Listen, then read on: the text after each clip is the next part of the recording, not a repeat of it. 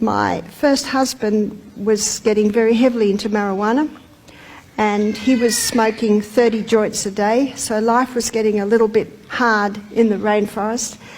And one night he threatened me with a gun. It was a very, very scary night, and I realised that I had to go.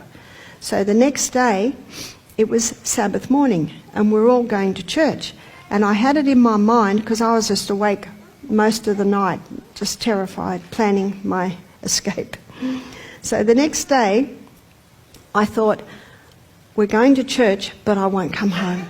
So I said to my children, pack extra clothes we'll go for a walk in the afternoon. And I packed lunch, as we always did, because we're an hour from church, way up in the hills behind Dorrigo.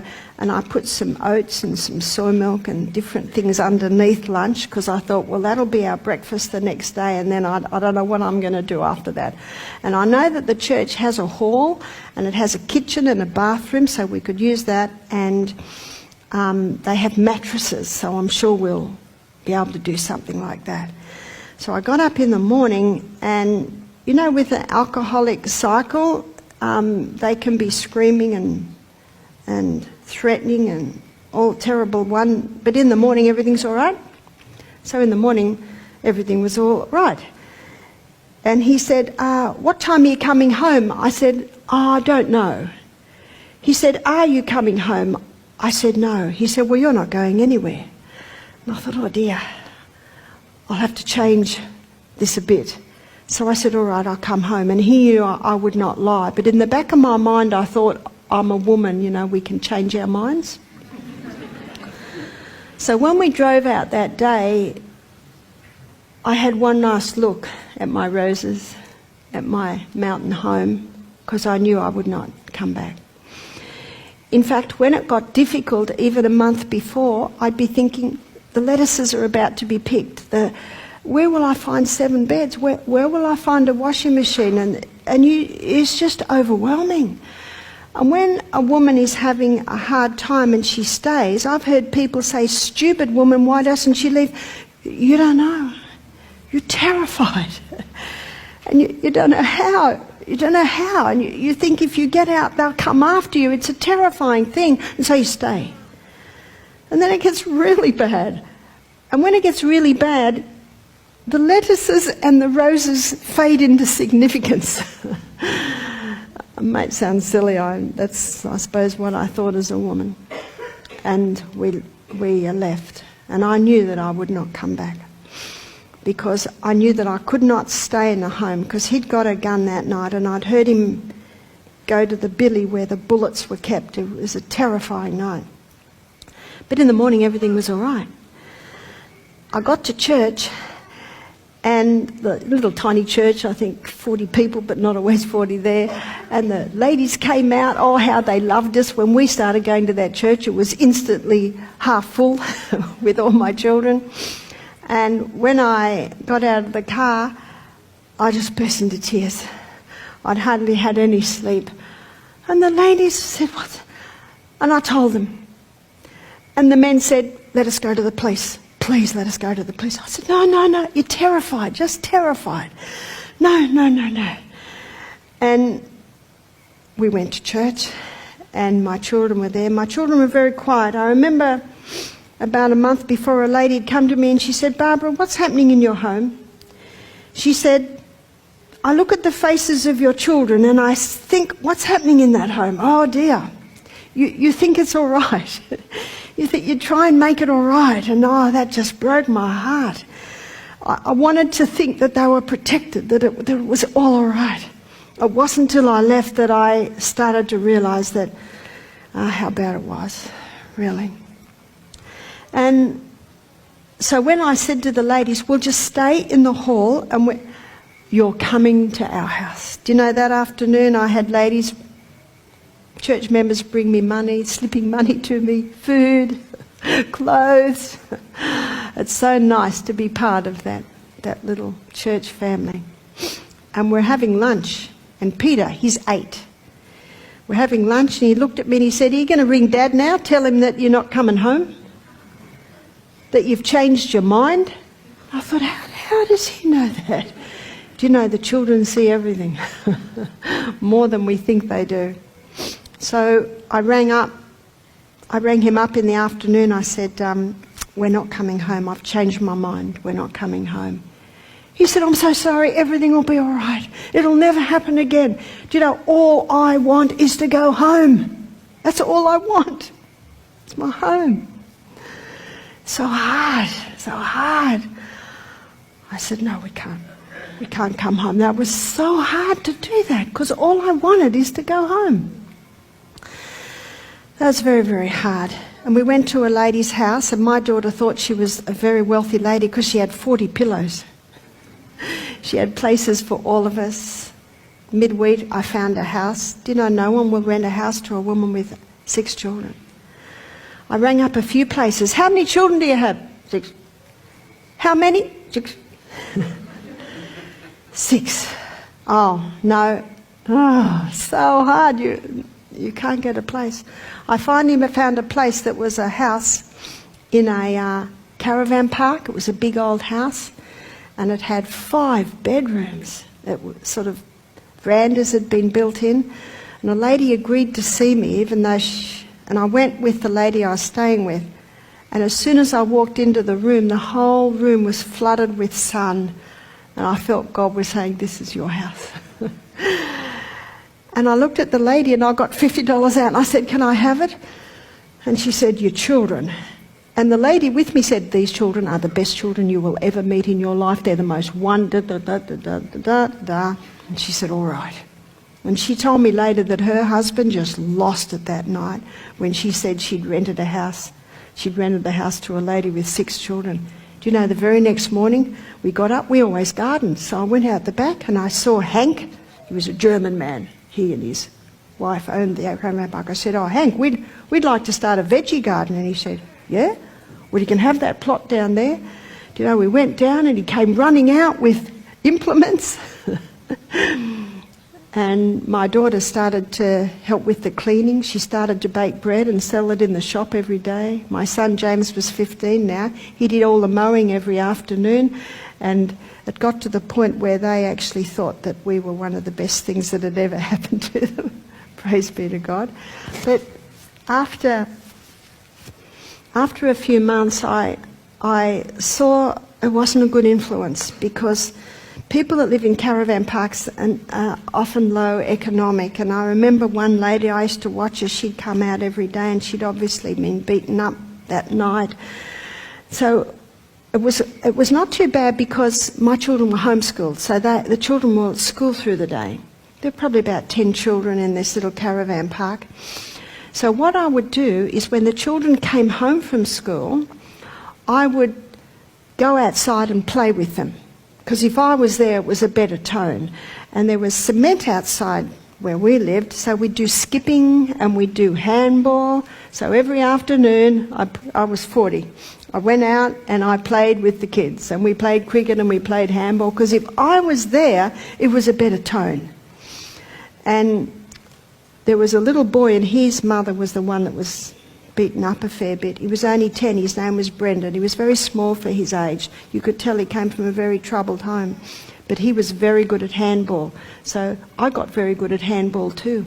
And I remember he came one afternoon, knocked on my door, and I said, "Yes, Brendan." He would hardly look at you. He'd always have his head down. He said, "Will you play handball with me?"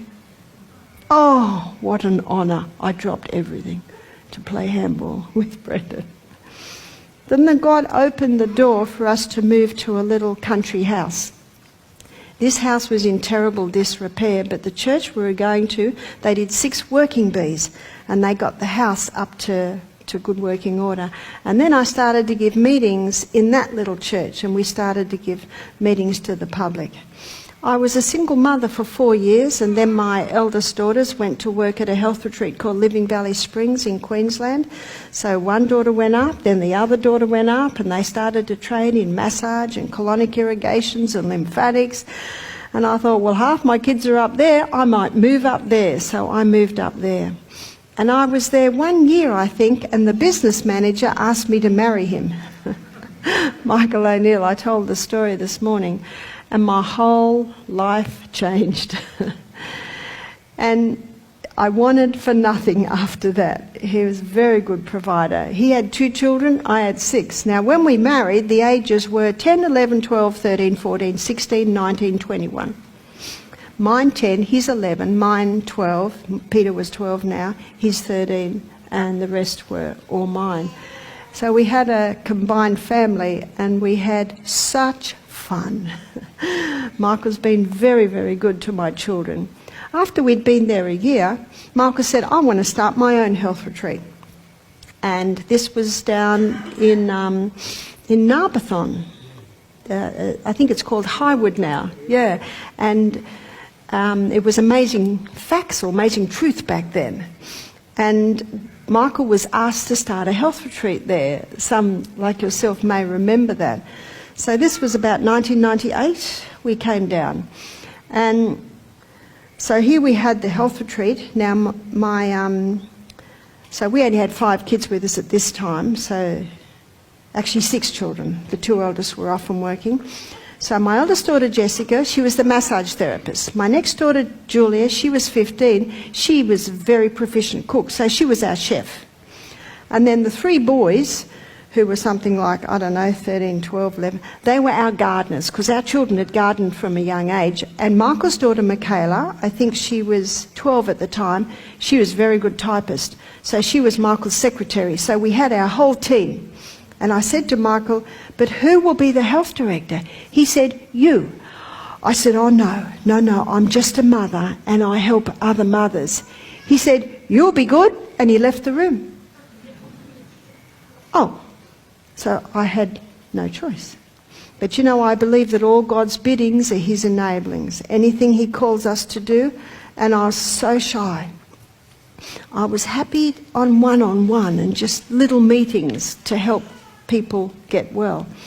So what Michael used to do, he would come in, because he is not shy at all. In fact, if he came in there right now, he'd have a big smile on his face and he said, how's it all going? He's not at all shy. So he would start the lecture by telling them about me and our life and our children, and ask me a few questions and slowly draw me in and then get me going, and then I could talk. And I remember he said, Barbara, every time we try and take a photo of you, you put your head down. We can't get a photo of you. I was just so shy. But little by little, I was able to talk more and more. So we had the health retreat in Narberthon for about 4.5 years, I think. And the good news is, God is so good to us, because the first program we had 1 guest. I could handle that. Next program, I think we had 2. And then a few programs we had 2, and then a little bit more, 3. And we started to average about 6 to 8 guests. And I found that my biggest learning curve was teaching. My biggest learning curve was helping people, making suggestions. So little by little, my knowledge grew, my experience grew. And then Warburton closed down, and we doubled overnight. We went from 10 guests to just about 20 guests. So our retreat got very, very big. We had 3 massage therapists, we had cooks, cleaners, and then the company that basically has that property in a trust changed hands, and they wanted to start their health retreat. Meanwhile, we had bought a property up at the back of Kempsey, which is where we are now.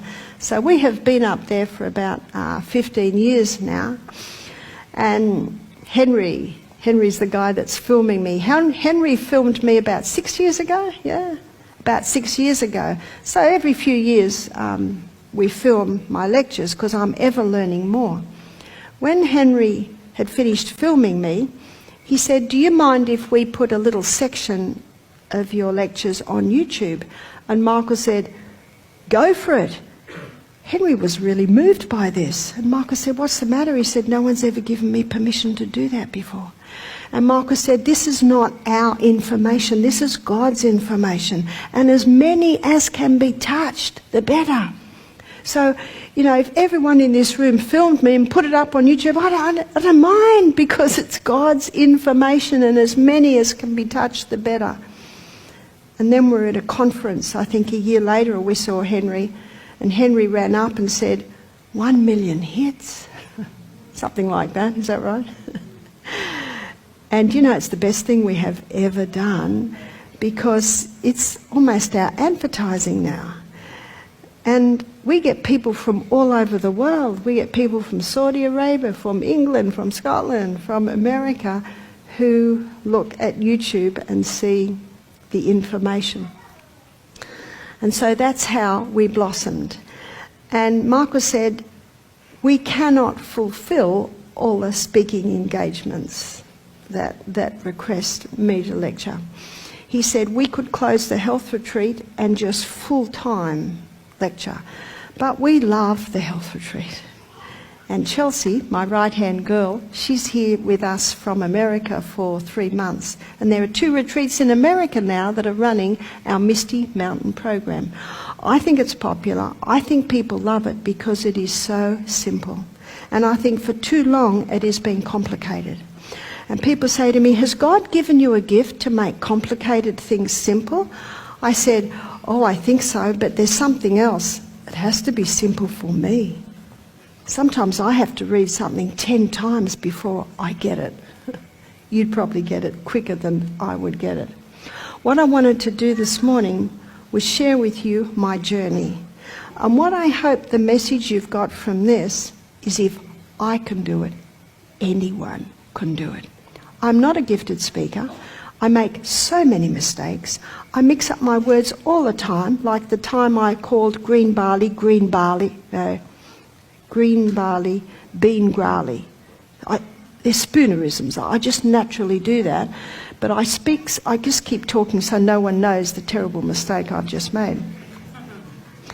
And I just thank God. And the verse I showed earlier, it's found in Isaiah 50 verse 4. And it says, the Lord God hath given me the tongue of the learned. You see that? He is able to give you the tongue of the learned. If he can do it for me, he can do it for anyone. The Lord God hath given me the tongue of the learned, that I may know how to speak a word in season to him that is weary. He wakeneth morning by morning. He wakeneth my ear to hear as the learned. And sometimes I wake up, I have meetings to give today. Father, what do you want me to say?